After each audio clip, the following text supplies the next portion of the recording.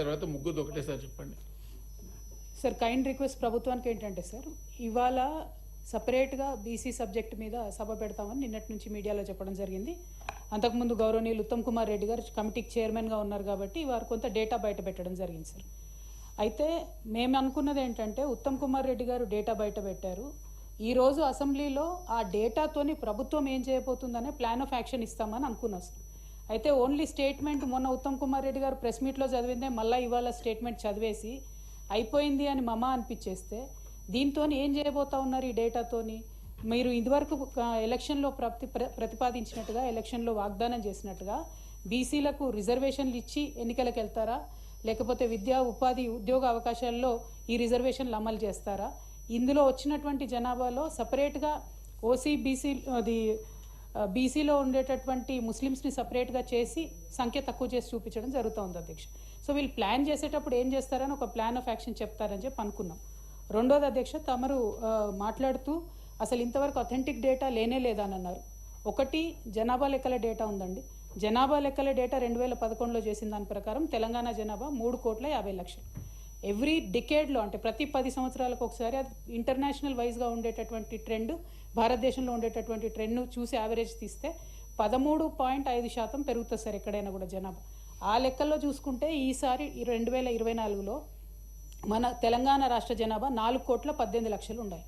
అందులో పర్టికులర్గా అంతకుముందు ఉండేటటువంటి ఎస్సీ ఎస్టీ జనాభా కంపేర్ చేస్తే సార్, ఇప్పుడు వీళ్ళు రిపోర్ట్ చేసిన దాంట్లో ఎస్సీల జనాభా -1.75% అవుతుంది సార్. అట్లానే ఎస్టీల జనాభా తగ్గుదల, ప్రతి ఒక్కరి జనాభా తగ్గుతుంది సార్. కేవలం ఓసీల జనాభా మాత్రం 5% పెరిగినట్టుగా చూపించినారు సార్. సో అన్నీ కూడా, అందరి కూడా జనాభా తగ్గి ఒకటే సెక్షన్ ఎట్లా పెరుగుతుంది అనేటటువంటి అనుమానం ప్రతి ఒక్కరికి ఉంది. ఇంకొకటి, ఈ ప్రభుత్వ హయాంలో సార్ ఏ పథకం చేసినా కూడా, ఈ జనాభా లెక్కలకు సంబంధించి ఈ ఎన్యూమరేషన్ చేసినా కూడా చాలా మంది ఇంతవరకు మా ఇంటికే రాలేదు, మా ఇంటికే చేరలేదని చెప్తున్నటువంటి విషయాన్ని తమ దృష్టికి తీసుకొస్తా ఉన్నాను సార్. అందులో వారు చెప్పినారు కొన్ని హౌస్ హోల్డ్స్ వారు డేటా ఇవ్వలేదు అని చెప్పి. మరి అట్లా ఇవ్వనటువంటి వారి కోసం ప్లాన్ ఆఫ్ యాక్షన్ ఏంటి? మీరు మళ్ళీ వాళ్ళని రిజిస్టర్ చేసుకోమని అడుగుతారా? రిజిస్టర్ చేసే అవకాశం ఇస్తారా? ఇవ్వనటువంటి వాళ్ళ మీద విండిక్టివ్గా కాకుండా ఎట్లా ఇంక్లూజివ్గా ఉండాలనేటటువంటి అంశం చెప్పాలని నేను కోరుతాను సార్. ఓకే, డిప్యూటీ సీఎం గారు ప్లీజ్ మీ క్లారిఫికేషన్స్ జవాబు చెప్పండి.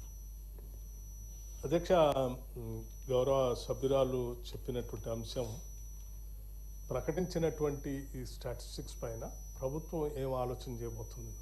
డెఫినెట్గా ఈ ప్రభుత్వం ఈ స్టాటిస్టిక్స్ పైన భవిష్యత్తులో ఈ రాష్ట్ర వనరుల్ని, సంపదని ఈ సంఖ్యకు అనుగుణంగా కావాల్సిన విధంగా ప్రణాళికలు తయారు చేసి వారి అభివృద్ధి కోసం చేయటం కోసమే దీన్ని మొదలుపెట్టింది. ఇది రాజకీయ, ఆర్థిక, లేకపోతే ఉద్యోగ, ఇతర అవకాశాల్లో కూడా ఎక్కడెక్కడైతే వెనకబడి ఉన్నారో ఈ సంఖ్యను బట్టి వారిని ప్రోత్సహించడం కోసం ఈ స్టాటిస్టిక్స్ని సంపూర్ణంగా ఈ రాష్ట్ర ప్రభుత్వం వాడుతుందని తెలియజేస్తూ ఉన్నాం. నెంబర్ 1. నెంబర్ 2, దీనికంటే ముందు జనాభా లెక్కలు లేవని నేను చెప్పలే. జనాభా లెక్కలు 2011 సెన్సస్ మాత్రమే ఉన్నాయి. మీరు చెప్పిన కుటుంబ సర్వే అన్ని కులాలతో కలిపి చేసినటువంటి సర్వే సైంటిఫిక్గా ఇంతవరకు లేదు. ఆ 2011 సెన్సస్లో జనాభా లెక్కలు ఇస్తారు, సరే ఎస్సీ ఎస్టీ లెక్కలు కూడా ఇస్తారు. మిగతా వాళ్ళే మాత్రం దాంట్లో లేవు. అది మొట్టమొదటిసారి ఇక్కడ జరిగిందని చెప్తారు. అట్లాగే మిగిలిపోయినటువంటి వాళ్ళు, కొద్దిమంది చేసుకోవడానికి ముందుకు రానటువంటి వాళ్ళు, లేకపోతే ఇళ్ళు తాళాలు వేసుకున్నటువంటి వాళ్ళకి సంఖ్య కూడా నేను చెప్పాను. వాళ్ళు పదే ప్రయత్నం చేసినా కొద్దిమంది ఏం ఆసక్తి చూపించలేదు, మాకు అవసరం లేదన్నారు. సరే, ఇప్పటికి కూడా వాళ్ళు మేము ఆసక్తి చూపించుకుంటాం, చేసుకుంటామంటే డెఫినెట్గా వాళ్ళు they can come and they can give their information also. No issue at all దానికి సంబంధించి. అట్లాగే అట్లాగే మిగతా సభ్యులు చెప్పింది కూడా, మీరు ప్లానింగ్ డిపార్ట్మెంట్లో కొంత సమాచారాన్ని పెట్టి మీరే పొందుపరిచారు వెబ్సైట్లో. అంటే ఇప్పటివరకు ఇటువంటి క్యాలిక్యులేటెడ్, సిస్టమేటిక్, సైంటిఫిక్ సర్వే ఏది లేదు అధ్యక్ష. అందుబాటులో ఏది ఉంటే అదే ఊహించుకొని అందులో పొందుపరుచుకొని చేయటం తప్ప. సో ఇప్పటివరకు ఇచ్చిన ఏ సమాచారం అయినా సైంటిఫిక్ స్టడీతో ఇచ్చినటువంటి సమాచారం కాదు. ఇది వాస్తవం.